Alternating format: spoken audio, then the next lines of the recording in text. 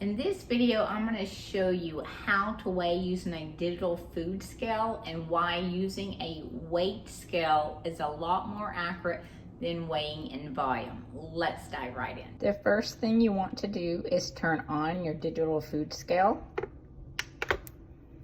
And then if you look to the right, you'll see the tare function, and you want to make sure that your measurement is set in grams.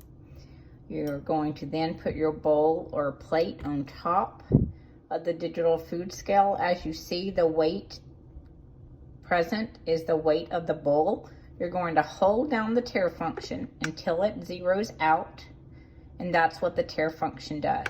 It's removing the weight of the bowl or the plate that you have so that you're ready to move forward to weigh your food. As you can see on the label of this oatmeal, the half a cup measurement is in 40 grams. Let's see what happens when we measure in just a half a cup. Here I have half a cup of the dry oats that we're going to measure in volume.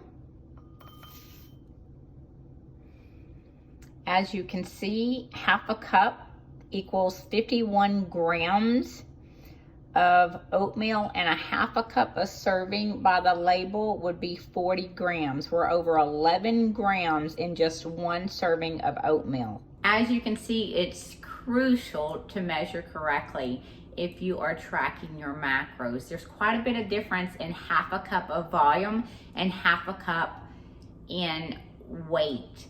If you found value in this video, please consider hitting the like button, subscribing below, and I'll see you back in the next video.